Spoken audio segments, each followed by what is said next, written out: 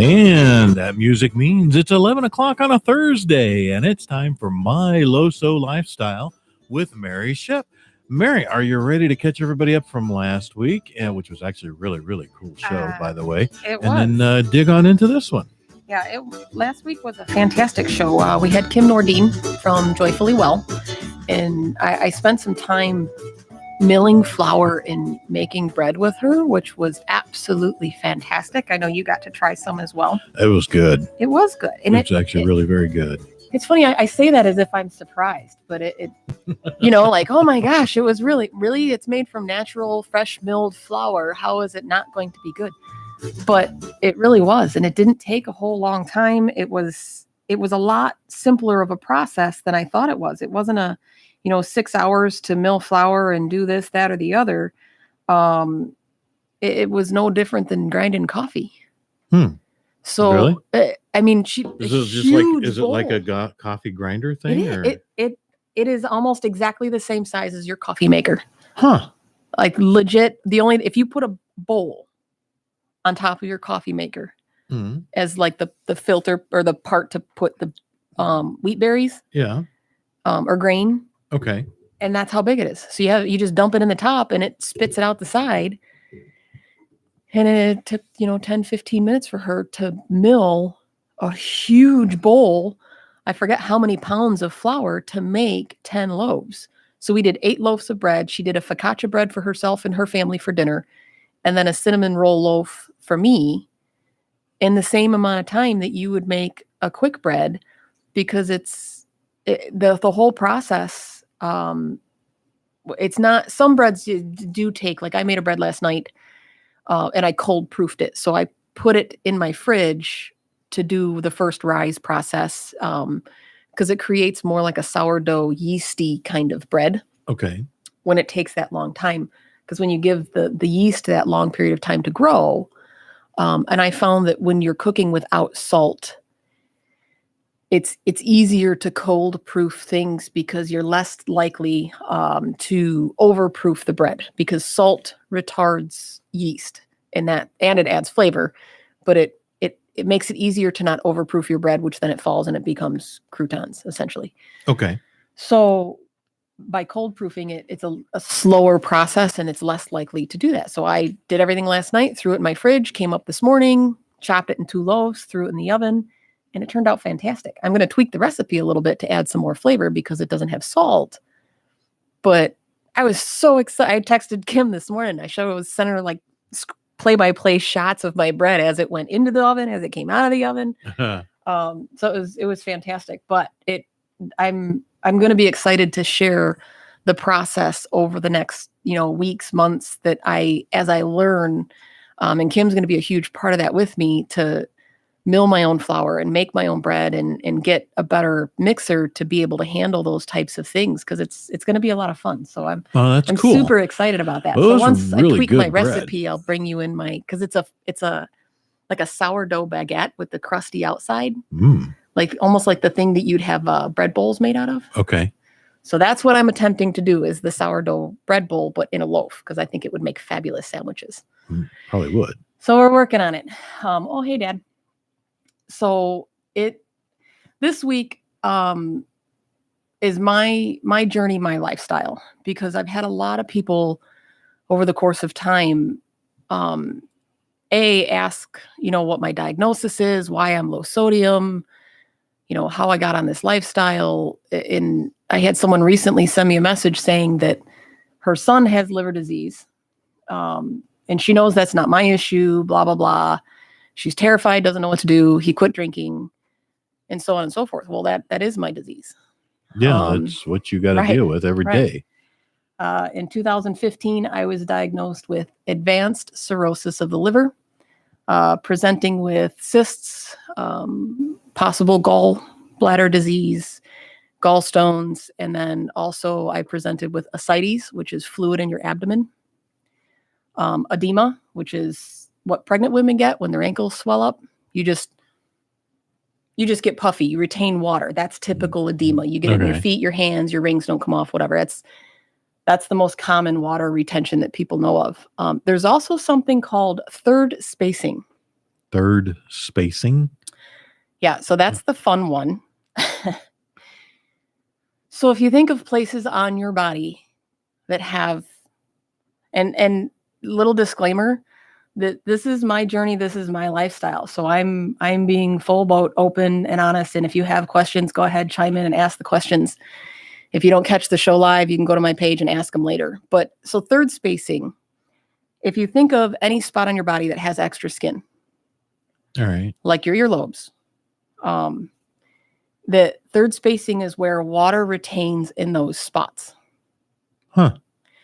So there's a lot of things on a lot of people that hang.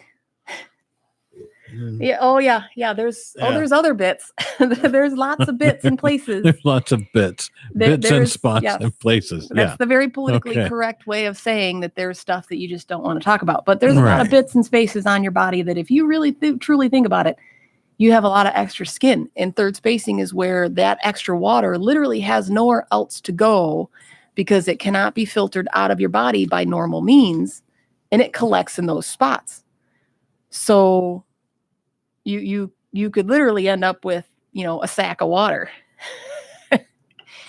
So I was retaining a lot of water in a lot of different ways, and it was not pleasant. But that's what I was diagnosed with. And it's funny because in the hospital, just my personality, it was like, okay, what next?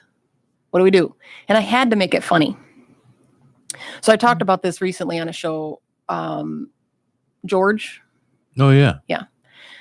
So George is my liver. And it's because, and my husband will correct me again because I can never, I think it's from Spaceballs.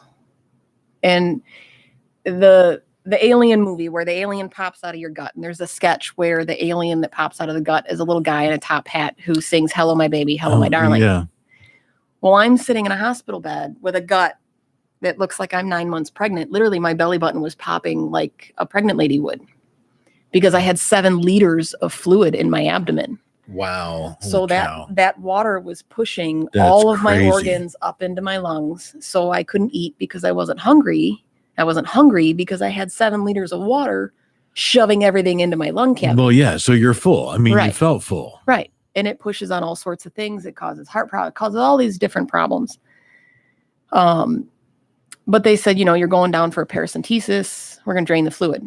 And it's funny how doctors have a tendency to just spit things out because they know. Right. So from their perspective, they don't think to tell you like what this actually means. Yeah, it's just like you're going to get drained, so you should know what that means. We're going to drain fluid.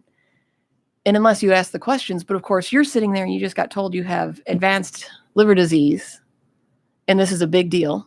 And they're pumping you full of all of these different medications and IVs and this, that, and the other. And they're talking about all these different things with you. So you don't think to ask, like, what the hell do you mean drain me?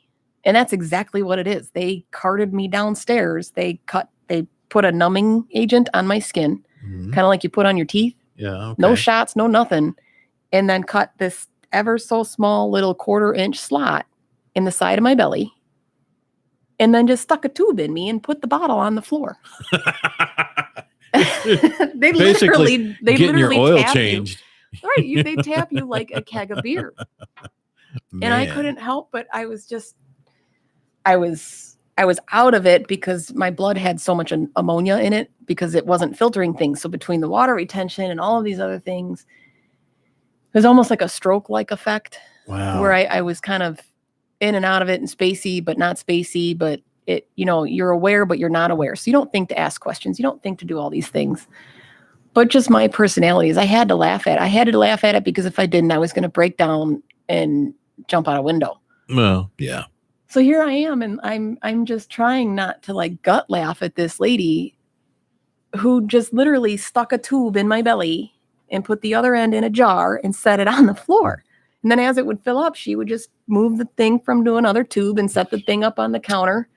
And it would just liter by liter. What are you doing? Oh, saving that for later. Don't worry about it. And here I am watching these liter or 2-liter jugs or whatever go up on the counter. And here goes another one. There's 2 more liters. Like, how much are you going to take out of me? And it's not like some disgusting, blood-filled, gross, whatever. It's just water, isn't it? It's cloudy because it's inside your abdomen. It's not like distilled. Yeah. but it's still essentially just water in a jar on the counter. So I'm just laying there. She's like, oh, you mind rolling over? So you literally, as I lean a little bit and roll over, you can feel like she goes, you're going to feel a wave. And she wasn't shitting. It was like a wave of water just shifted over, like, okay, the rest is going to drain out now. Wow. So I went upstairs. I went down like I was 8 months pregnant.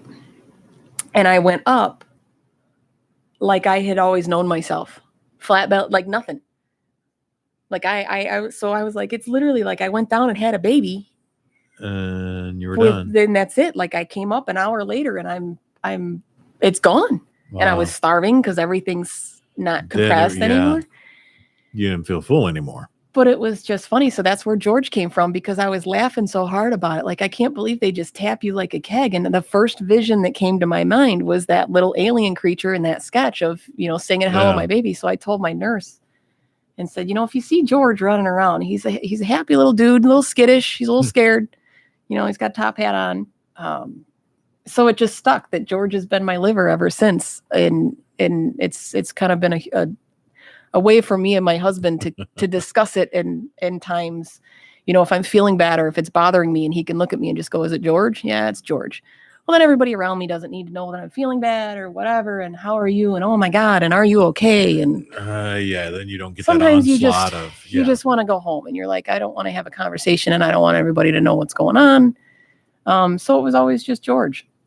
Yeah. But in those moments, you forget to ask, you forget the questions, you forget all the stuff, and you get wrapped up in the moment. But it wasn't until I went home that I think the seriousness of it hit me, because I'm reading through everything. I'm on over a dozen medications, and I'm reading all of the sheets that come with these medications. Because when they send you home, I don't care what you go into a hospital for.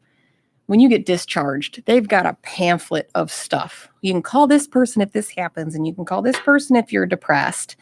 And you got these medications, so you can call this person if you have a question about your medications, and you're just so overwhelmed. And to be honest, you just want to go home. Yeah. So the only thing in your mind is, getting out of there. Thank you. Got it. Okay. Got it. I'll read it later. So on and so forth. I want to go home. I want to get out of here. I'm in the wheelchair, got my packet, like, just shut up so I can leave the hospital and go home. Yeah. And then you get home and start reading through the packet, and you're like, what? I got to ask a whole lot more questions. And that's where I think it kind of hit me that as I'm reading through the actual written diagnosis of, advanced cirrhosis and, all of the things that medically they put on there, went, holy crap. And you start picking up in your brain of all of these little things that had been said to you over the span of your hospital stay. You're like, maybe I should ask a little bit more about liver transplant, because I remember him saying something, but now that I'm home, I don't remember if he said I was going to get one, or if I wasn't going to get one, or if I might going to get one. Go down to the liver store. Right. And it's not how that works. Well, that, and with liver disease, the common misconception is your liver regrows. It doesn't. Well, it does and it doesn't. So the liver is an amazing organ, and it can heal itself completely. Really? And it can regrow tissue. However, it can't fix or regrow scarred tissue. Okay. So you can do a lot of damage to your liver. And it's funny when people talk to me about detoxing, that's why you have a liver. So I'm going to take this detox stuff that I'm going to drink, and it's going to detox me. You're just adding more crap for your liver to process, because it's some chemically produced byproduct that someone convinced you through some fabulous marketing campaign that it's going to detox your body. Because it's not. That's what your liver actually does. That's what if you just spend a day drinking water and eating real food, fruits, vegetables, you will detox yourself. Your liver will do it for you. Liver, kidney, gallbladder, all of your internal organs that are supposed to have a job, they will do it for you. Yeah. But the the actual disease cirrhosis, regardless of how you get cirrhosis, is the scarring of your liver to the point of no return. So all of that tissue that is in your liver that is scarred and become, I think the hepatic or whatever they call it. But once it's become scarred, it's scarred. There's no going back. That being said, the 3%, 3 to 5% is what they told me, of my liver that is still good, healthy tissue. It's the same as your lungs. So if you quit smoking, about a year later, your lungs look as if you never were a smoker. The only thing that changes that is if you had some kind of scarring event to your lungs while you were a smoker, and the scar, no different than if you cut your hand can heal, the tissue heals, everything heals, but the scar tissue, the cellular function of a scar is different, and it coats it and becomes fibrous and hard. And that's the same thing. So when you actually go and feel my abdomen, to feel my liver up under my rib cage, it's a giant rock. So if I'm like in a fetal position, I can feel it like a big stone in my rib cage. Ouch. So it's the bit that I have that is still good, does what your liver does. And that's the amazing thing about the liver, is it didn't regrow. It might have, almost like a muscle, gotten a little bit bigger, the bits that work. But essentially, it can become a powerhouse and do the same thing that yours does as a healthy liver. However, it just gets traffic jam faster. It's like fixing a road. You can get cars through a 1-lane road, but if you try and pack, too many rush hour traffic, it backs up, and it's still going to push one car at a time through that path, but it's going to take longer. So if I choose to eat something or do something, it's not that my liver can't process it. So if I decide to go out to dinner with you tonight, if I'm good for breakfast and I'm good for lunch and I'm good all week and I eat and I live my lifestyle the way I do, tonight's dinner is going to make me a little sluggish, but it's not going to kill me and it's not going to damage my liver. There are certain things that will, though, because it almost like creating an accident on that 1-lane road. If you drink alcohol or if you smoke or if you do anything that compromises your immune system, that essentially causes an accident. It stops it from functioning, and until that is cleared, it doesn't start processing things again. And that's where the backup can become so much that it kills the rest of your liver, which is why you have to quit drinking and all that stuff. But it's funny because when you go home, and I didn't obviously think about it until after the fact, when you think of even someone who had a baby and the amount of information that they give you after you just birthed a child. Like, it's actually not that much. We've been through that 3 times. But you don't think to ask the questions. No, you don't have a clue what you're doing. Right. They say, okay, here's your couple pieces of information. Here's your little info. Go raise a human. And then I think they had just, how old is he? 26. They had just made car seats a thing. You could not leave the hospital without a car seat. And so they showed you how to get your car seat in if you'd never had one before. And that was pretty much, you're done. Right. There you go. Here's your human. Here's your human. Yeah. And it's funny because that's so much similar. That's a weird sentence. So much similar. It's very similar to me going home with my liver disease, and the fact that, I had a 2-page document. On one side, it had what 2,000 milligrams or 2 grams of sodium or salt was, which is less than a teaspoon of table salt. Or on the flip side of it was a chicken recipe. Huh. So enjoy your chicken. Well, this is what's funny about it is, oh my Lord, the chicken recipe didn't say anything about watching if the chicken was brined, which thankfully now in grocery stores, the majority of the chicken I've come across is not brined, which has been a pleasant surprise over the past about year. I've noticed that. So it's it's been one of those things where things have slowly progressed and gotten better. But I had a 2-page document, and I go home thinking this has got to be easy. And it's so much more than that. So much more than that.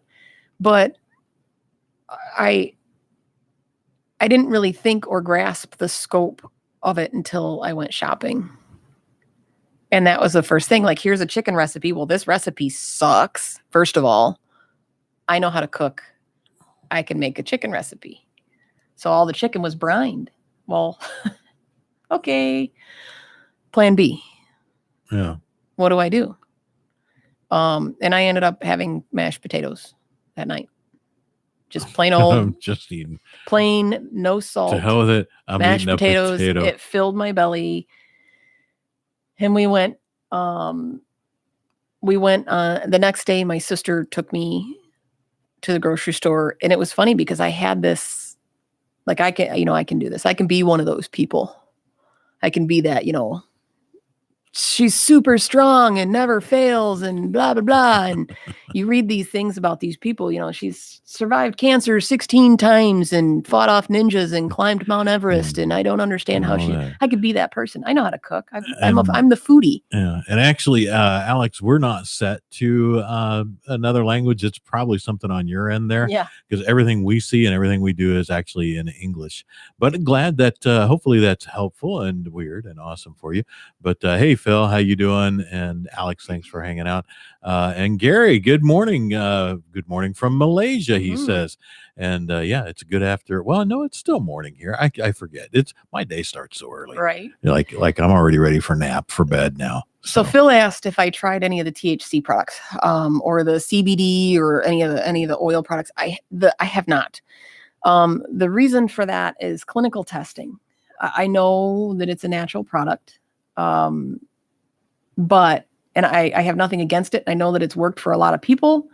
However, until there's someone that can tell me definitively that it's not going to cause or create any residual damage to the functioning 3% of my liver that I have left, Wow. I am not going to take anything. I don't take any medications. I don't take any supplements. I worked very hard to get off all of them for that purpose.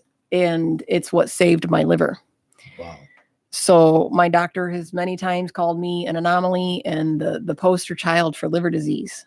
And until someone can tell me that there is 100%, because everybody comes out with something and says it's the next best thing, and this will make you better, and kale is awesome for you and it's going to cure you, and coconut oil is going to fix all of your woes.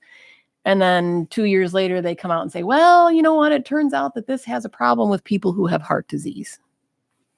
It's great for everybody else. Yeah. So keep taking it. But if you have, or if you have this rare form of sarcoidosis, don't take this, because no bueno it turns for out you. that, it's kind of like grapefruit. And that's always what my go-to is grapefruit. So you think, what's wrong with grapefruit? There's nothing wrong. It's a fruit, right? It's all natural. You should be able to eat it. Yeah. Healthy, vitamin C, vitamin A, all sorts of good stuff for you. Yeah. Grapefruit. Hey, Denny, how you doing? Grapefruit reacts with just about every heart medication and blood thinner you can think of. Really? Yeah. Huh. So, well, I don't eat grapefruit. I never do. So, but that's the thing is, and those are the kinds of things, like when I went home with this little one sheet of information, and of course, no offense to dietitians or nutritionists, but I went through about 12 of them, and every single one that I found knew a lot of information about weight loss. They knew a lot of information about heart disease, and they knew a lot of information about diabetics. Huh. But they couldn't tell me anything about living a low sodium lifestyle, other than the fact that a tablespoon of salt or a teaspoon of salt has more than 2,000 milligrams, which is more than my daily allotment. So I was kind of sitting at home with this little 1-page document going, what now? And that's where I kind of said, okay, I need to take an entire lifestyle overhaul. I quit drinking, I quit smoking, and I changed my diet. And I started with that. And I've always been a matter of perspective of putting things in writing in the simplest possible format. So by looking at it and saying, okay, this is what I need to do. I need to quit drinking, I quit smoking, and change my diet. That's everything. Right. So it's just how you live. They're very simple answers. They're not easy. Yeah, they're not easy. Simple answers, you're right, but not really. Right. I mean, think about that. That's you've got to, because I've been through dietary changes that are extreme, and it's you just have to do it. It's not easy. Mm-hmm. And like the way you have to go through and look at everything on the label in the store, I've had to do that because of blood allergies to artificial hidden sweeteners sugars, and hidden sugars and all that kind of stuff in the past. And in fact, at one point I had to come off, I think it was it was a little over a year, absolutely no bleached flour. Mm-hmm. When the doctor said, you got to come off bleached flour, I'm like, all right. That's all right. I don't eat that much bread anyway. Right. Okay. Anything that you get that is, there's bleached flour is in almost everything that has anything to do with flour, cookies, cakes, grain, breads, flours, grains. It's not just a loaf of Wonder Bread. Sometimes. Yeah. So what do you mean I can't eat this gravy? Yeah. And that's everything. Right. And biscuits, because I love, and I haven't even had it in I don't know how long, biscuits and gravy. I love biscuits and gravy. But anyway, I'll bring you some. I make a mean biscuits and gravy. Do a Loso biscuits and gravy, huh? Low sodium biscuits and gravy. But so I can empathize. It's tough when you got to change completely the way you eat. Yeah. It is simple. It's a simple answer, but it's not easy. No, and that's the thing is, like, I cannot express enough how much quitting drinking and smoking are important. I mean, diet change is huge, but your body can recover a whole lot better from a Big Mac than it can something that compromises your immune system. And alcohol, smoking, drugs, those things, anything, and including like vaping, and if you actually smoke pot, it's not so much that the pot itself or the marijuana plant is necessarily the thing that's horrible for you. It's anything that is compromises your lungs' ability, because no matter what, it's still a smoke or a vape or a something or a substance that's coating the perfectly healthy cells of an organ. There's just so much behind it, but drinking and smoking, you know it's bad. And as an adult, if you make a conscious decision to drink or smoke, you know full well what you're doing. Yeah, you know what you're getting at this point, especially nowadays. At this point, right, the ramifications. You know what it's doing to your body. Yeah, and it's not that I'm a proponent of you can never drink, you can never smoke, you can never do anything. But if you're going to be honest with yourself and tell yourself that if you're a perfectly healthy human being and you decide to do these things, it is your choice. You're an adult, you can do it. Yeah. Like Alex, he does Kit Kat bars and ice cream, but never drugs. Oh yeah. See, now the Kit Kat bars, those are a hard one. Now, this is what's funny about that is you talk about alcohol and smoking and drugs.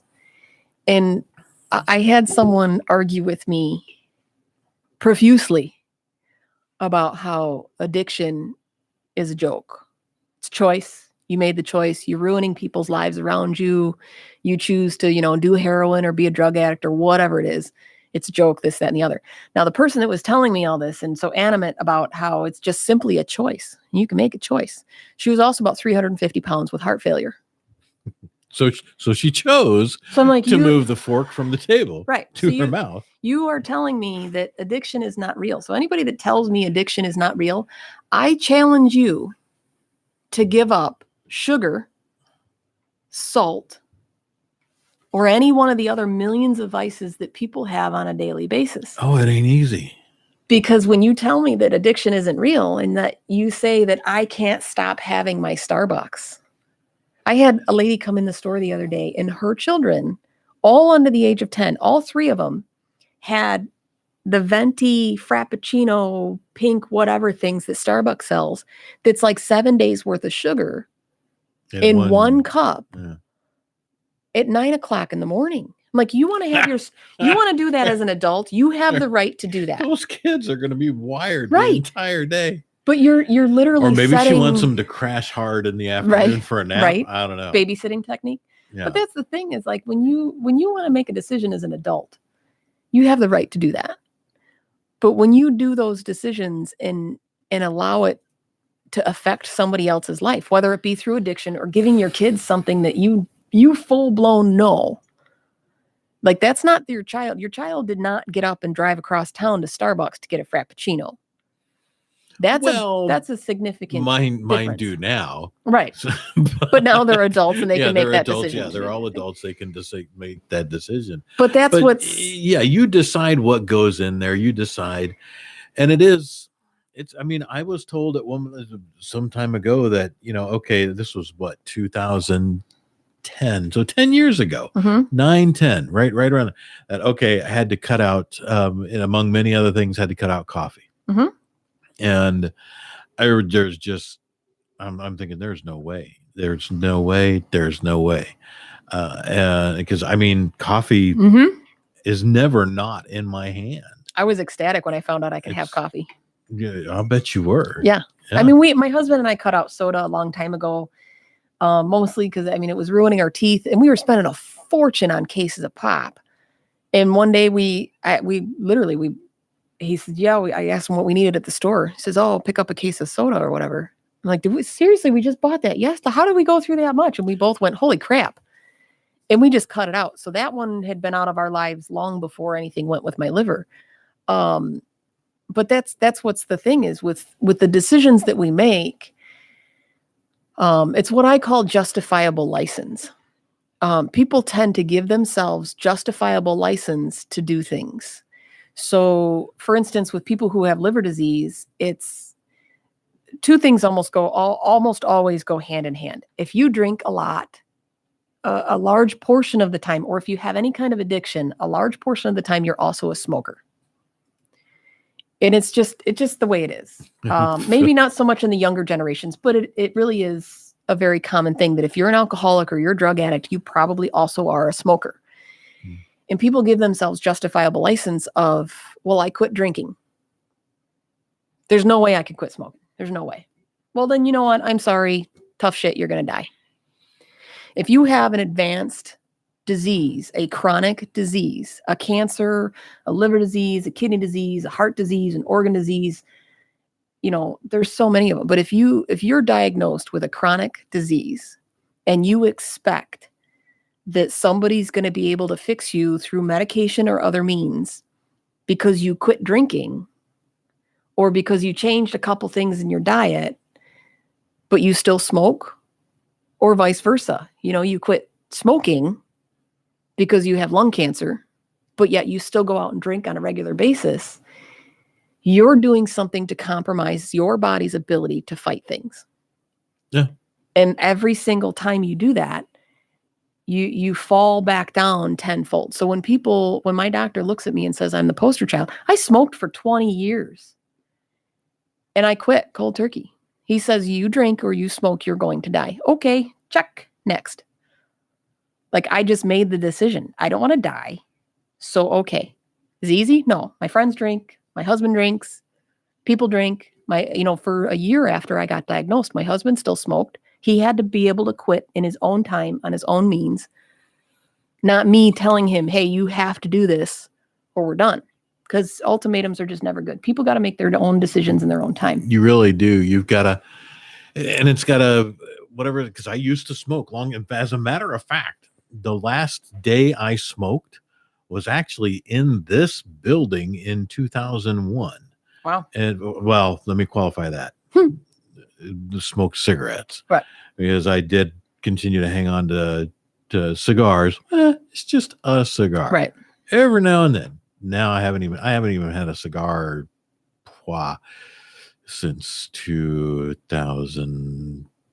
11, I think. So it's been a long, long time. But I got you know the flight of stairs Yeah. coming in. Yeah. I had just been outside having a cigarette, came in. I got to the top of the stairs. I had to sit down. Mm-hmm. I'm like, holy, this is ridiculous. It's 2 flights of Right. stairs. I had to sit my butt down. I'm like, this is ridiculous. And it was, that was my kind of like, dude, you can't even, and this is 20 freaking years ago. Right. I mean, I was in my 30s and like, dude, you can't even walk up 2 flights of stairs. This is ridiculous. You just got to stop. Is what I said to myself. And that was it for that. Yeah, my husband became a bloodhound when he quit smoking. He could smell anything 17,000 miles away. There was a diesel truck, a well truck. Apparently one of our neighbors is having an issue with their well on the top of our hill, 5 houses away. And he's walking around the house like a nutcase this morning going, and I finally look at him and it clicked in my head. I'm like, there's a diesel truck up on the hill. Because I had went out to start the car to warm it up, melt the snow before I came here. And oh my God, oh thank God. I thought I was going nuts. Like, why does the hell smell? I'm like, I don't even know how you smell that. I smelled it when I went outside and it goes down. How do you smell that? Inside the house is beyond me. But since he quit smoking, the man can smell. I don't care what, if I'm cooking, I could put 2 dill seeds in a crock pot of something. And he'll just be open a jar of pickles. What's that? Something smells different. It doesn't, I can't place it. What is it? What is it? And then I'll tell him, I was like, oh, okay, that's it. I'm like, what the hell, man? I quit smoking. I can't taste or smell nothing. And I didn't get anything out of it. And he quit smoking. And within a couple of weeks, it's like he became some freaking mutant bloodhound. I don't get it. It's like he got bit by some radioactive spider. I got fat. I did put on a few pounds after that. Yeah, Phil says that soda is cancer in a can. And it's so true. Sugar is horrible, and the amount that is in a can of soda is just ridiculous. If you ever pay attention to the back of a can of anything that you drink, it's a chemistry experiment. Between the coloring, the acid, and the sugar, it's funny because the way that my husband and I beat drinking pop was soda water in like a shot of some kind of juice. Because like a shot of cranberry juice and soda actually tastes like a vodka cranberry. Or a shot of orange juice and soda water tastes like a mimosa. Not that I'm saying that you need to substitute one with something that tastes like an alcoholic drink. But water and orange juice? Soda water. Oh, soda water. Okay. So soda water. So you get the carbonation that you like from soda and the sweetness and the so on. But once you do it for a day or so, you don't miss the sugar. And if you try going back to a full-blown glass of something, the sugar kicks the teeth right out of your mouth. It's horrible. So I don't drink that. When we drink soda, I don't drink that much. My wife does drink a lot of soda. I mean, she can kill a 2-liter in a day. So can my mother. But I just like, I'll have a 2-liter of Coke in the fridge. Mm-hmm. She'll be like, that's gonna go flat. I'm like, I'll get to it. Right. I'll get to it. I don't drink a lot of soda. I never have. It's not that I don't like it. It's just because I drink so damn much coffee. I really do. Yeah, and I'm the same. It's either most of the time I'm either drinking coffee or water. But so that being said, the whole lifestyle change was significant because that when people say, how is it? Even when I told my doctor I want to go off all my medication, and he found the best way to be polite and not laugh in my face and just kind of went, all right, we'll see what we can do. We'll try and back you off a couple things because he thought I was off my rocker. And I can't blame him for that because 90% of the people who come in with advanced cirrhosis of the liver, you right off the bat, you're an alcoholic. This isn't going to change. You're going to be back in my office half dead because you're drinking again. Yeah. And that is the case a lot of the time. But of course, that's not me. I said, nope, I want to live. I don't care. I'm done. And moved on. Now, the first few weeks was hard. It was really hard. But I did it. But when you give yourself justifiable license and say, I quit drinking so I can smoke, or if you rely wholeheartedly on your medication, you need to make significant lifestyle changes. Yeah. I'm lucky in that I work retail. So I walk 14 15,000 steps a day regardless. So exercising, I get that just in my job. But if you have a sedentary job, you got to make an effort to get up and move, because the more you move, the more you promote cell growth and health in your body. So even if it's a lazy walk, literally the more that you move, you don't have to become a bodybuilder fitness trainer. But you got to do something. Yeah. And even I mean, walking up and down the halls or 2 trips up and down the steps just to move every once in a while, I mean, makes a significant difference. It makes a huge difference. It does. But the easiest thing I found was just, as far as lifestyle change as my diet's concerned, was eating real food. Alkaline waters. So I've never really tried it, but I mean, it helps balance the pH in your body, and having a balanced pH in your body. And that's the thing. Like, that's where my trick was, is, everybody, what's your diet? Yeah. I eat real food. I don't count calories. I watch my micronutrients. I do track my food. I think everybody should track their food, because you don't know what to eliminate unless you know what you're eating. You don't know what to get rid of unless you know what you're putting in. So you might think you have too much sugar when in actuality you have too much protein or too much vitamin A or whatever. And by not having that balance, like, a lot of people ask me, what do you do about cramping in your body when you reduce your sodium? Well, if you reduce your sodium, you have to watch your potassium really closely, because if your potassium and your magnesium drop, that's where the cramping comes from. Yeah. You need those electrolytes in your body for your muscle structure. I watch those more closely than any of my calories, simply because that balance as a whole is what makes everything work. It's not just low sodium. It's not just low potassium or low sugar, low carbs, low whatever. I don't do a diet. And the easiest way to maintain that lifestyle is literally just real food. If you want to make something, if you want to make a dish, I make sloppy joes all the time. They're fantastic. I'm making them for my crew in a week here. So instead of buying something in a can that is a bunch of ingredients that are derived from plants, but they pull this bit and that bit and the other bit, and you just make it yourself with real meat, real vegetables, and tomatoes, that's the trick. That's the key. There's no secret. You just eat real food. Don't drink orange juice, eat an orange. Yeah.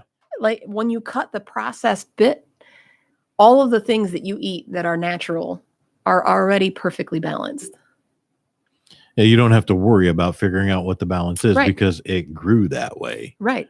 It's already balanced. So, I mean, there are variables to that. If you eat nothing but oranges all day long, you're going to be a little high on the sugar side and the fiber, to be honest with you. But yeah, you are, but that's just the way that goes. Right. So, I mean, but, having a lot of fiber, according to my grandfather, who's since passed, is not a problem. Right. That was his solution to everything. Oh, you got a broken arm? Hey, Right. get some fiber. Right. Yeah. You scraped your knee, here's some fiber. Right. Yeah. And that's the thing. Bran actually was he was always bran. Well, bran is fiber. It is. And that's what's funny. Bran is the bit on the outside of the wheat kernels that you get rid of with all the processing of flour. Yeah. So that's why it's so hard to get bran, because they have the fortified things. Yeah. You have a headache, you need some bran. Yeah. That was his. And he was the chief of nursing for the Kansas State Hospital. And his one solution to every problem was get some bran. Right.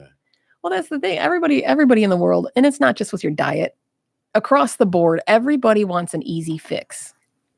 Everybody wants they send me a message, and what can he do, or what can she do, or what can I do? And I sit there and stare at the screen like I want to type something back. I can't give you an answer. There's a whole host of answers that you need to do. And to be honest with you, it starts with eating real food. Yeah. That's it. Like, if you're going to McDonald's every day, you got to be honest with yourself. Well, I mean, you don't go to McDonald's every day because you're being healthy. Right. And you can't even go there and get a salad and tell yourself I know you're being healthy. I mean, my daughter has a friend who she's she's been her friend ever since they were little in school, grade school, growing up. This girl also in college, she happened to go get a salad at Trader Joe's. Because of that, maybe back up. Well, I already said the name, so whatever. Right. She went and had a salad. Now she's on dialysis 4 times a week. Salad is not necessarily healthy for you, folks. Right. I mean, that's the thing is, and when you pay attention, so many, like I said, everybody wants this easy fix, get rich quick schemes. Everybody's looking for the easy answer. And when you turn around and you're honest with yourself and realize that there's not an easy answer. Usually the right answer is the more difficult one to go to, or even the easy answer, like with me with, quit drinking, quit smoking, and eat better. They're easy answers. They're not rocket science. No. But to actually practice those, it's always good to spout, fluffy, feel good, it's going to be okay and things are going to get better. I got advanced cirrhosis of the liver. That's right. It's not right. going to be okay. It's not going to get better. The only way that's going to happen is if I do it. Yeah. So when people, and they want an answer, and it's not that I want to be Debbie Downer, but it's really hard when you see so many people that ask for help because they think you're going to hand them, some magic beans and it's going to be fixed because they don't want to put in the effort. And I get that it's not an easy thing to do or a decision to make, but sometimes, and that's another thing, people tell me a lot about perspective. I talk about perspective all the time. And they always say, you have such a good perspective about things, but your perspective, if you are that woe is me, depressive type personality, you might want to actually think about some cognitive therapy. Some cognitive behavioral therapy is, it's something that helps you cope with the way that your brain thinks and the way that you process and problem solve. So if you're constantly taking the approach to things that, you get angry or you get upset or you get anxious or you OCD, where you can't walk out of a room until you do something. They do cognitive behavioral therapy to help you be more aware consciously of the decisions you're making. Me personally, I would write things down and I keep a daily journal. And then I would read it back. So I would write down this morning what I'm going through or tonight or wherever. And then when I have a few minutes of time, I would flip back and read what I wrote a month ago or a few days ago. Because when you're in the moment and you're pissed or you're upset or you're depressed or you're anxious or you just got diagnosed with liver disease, or like I was in April that added to my story, was diagnosed with, sort of kind of diagnosed with transverse myelitis. Your thought process is different.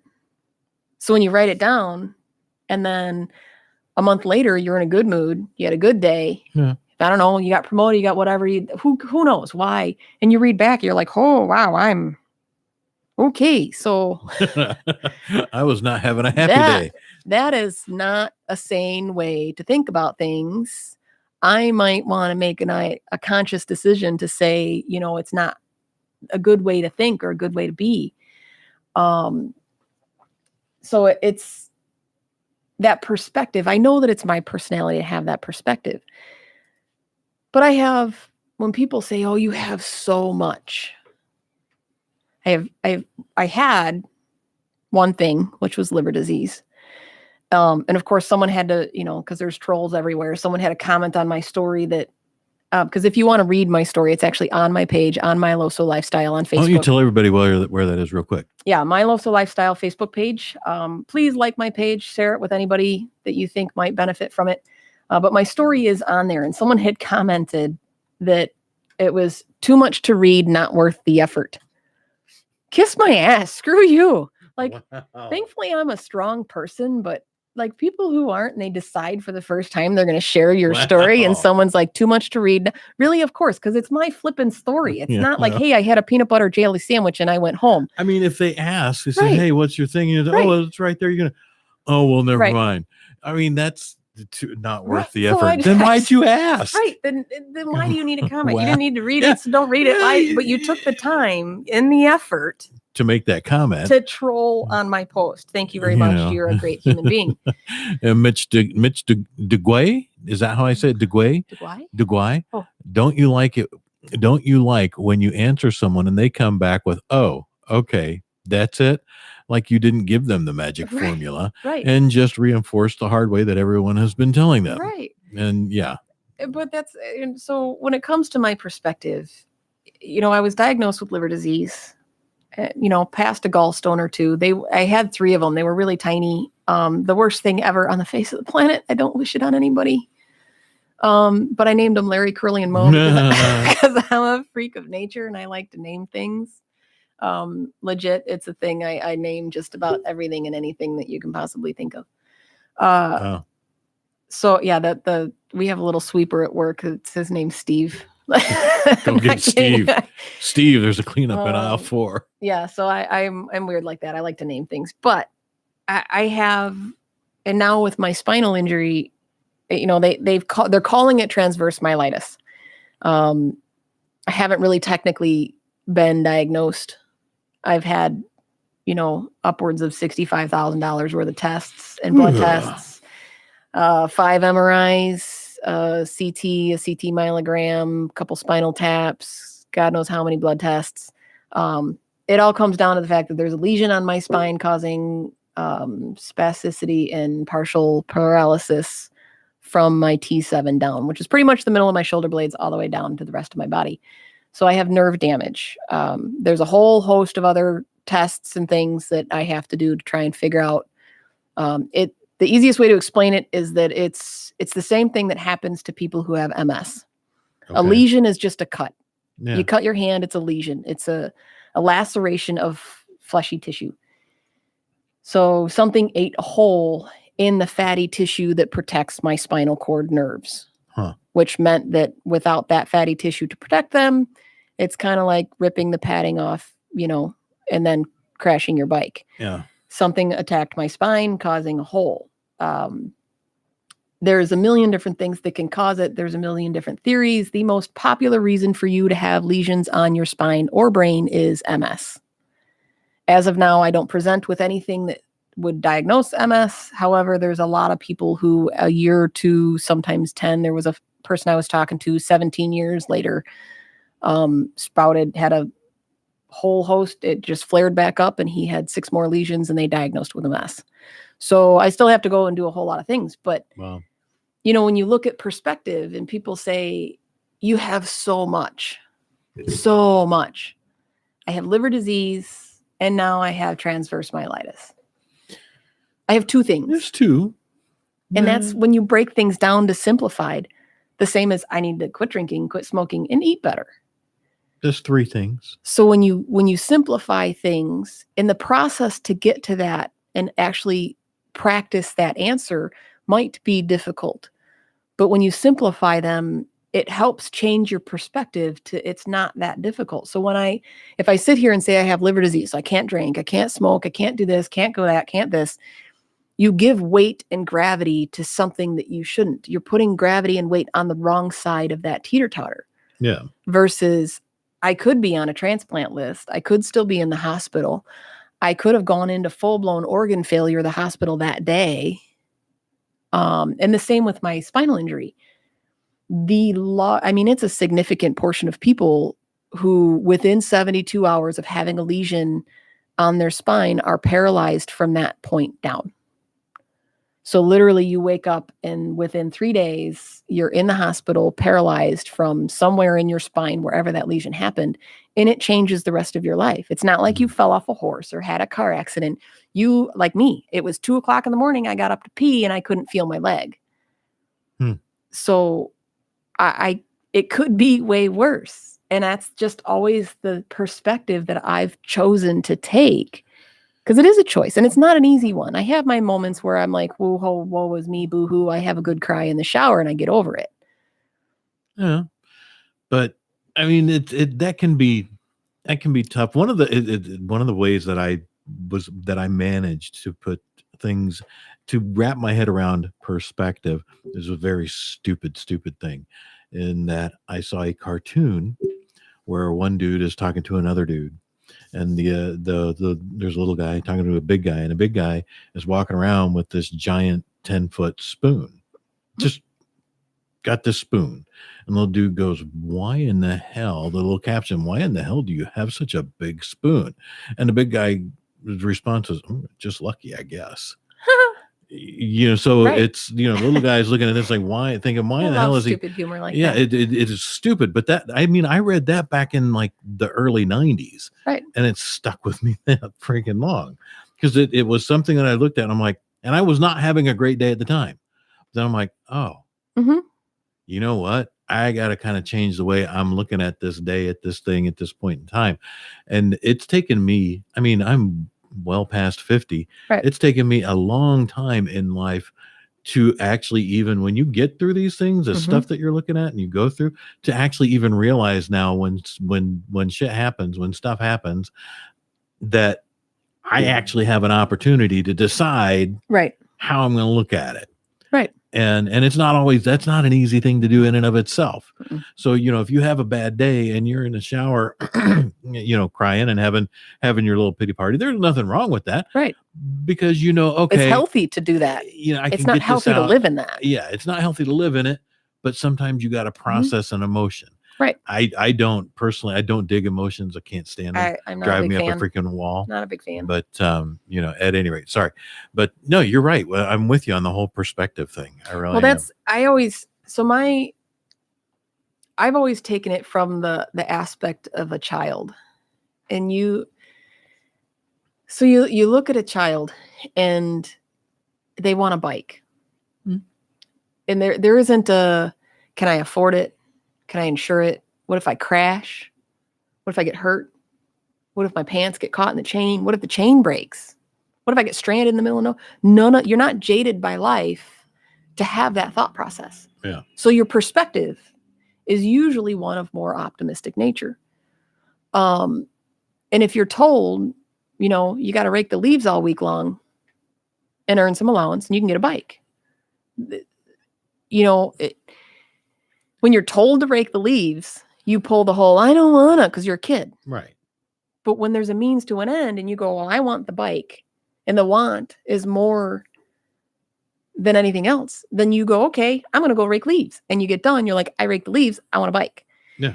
And it's the same, that thought process. And same with when you look at, a child who has cancer, or leukemia, or, all of these things. And there's children who have the transverse myelitis like I do, but a lot of times it's how the parents react determines how the kid heals, because the same process. You get a kid with leukemia and you're like, oh my God, they're so strong. They don't know any other thing. They don't know any different. They're told if you take this treatment or you eat this food, you will get better and won't have to do this anymore. And they go, okay, yeah, I will suffer the chemo. I will suffer the this. I will suffer the that, because they don't know any different. And their perspective is, this is how things will get better. And that's the thing, is when you take the perspective of, I want things to be better. So now how can I make that happen? So if you're a depressive person and you're going, I want things to be better, but oh my God, life sucks so bad.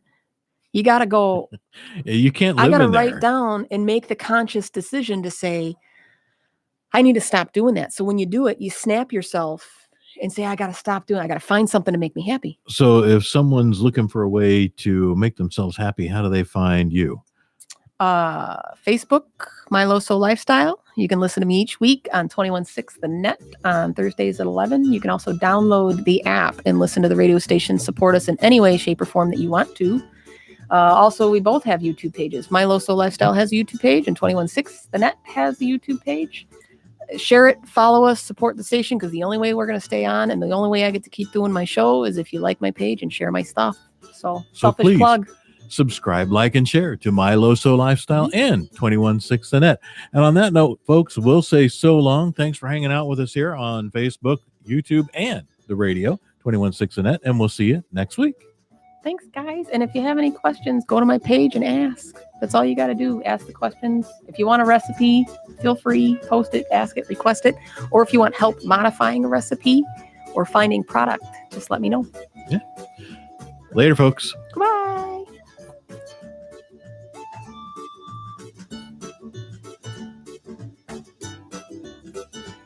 Gastroparesis. Yeah, that's not a fun one. I don't know what that is.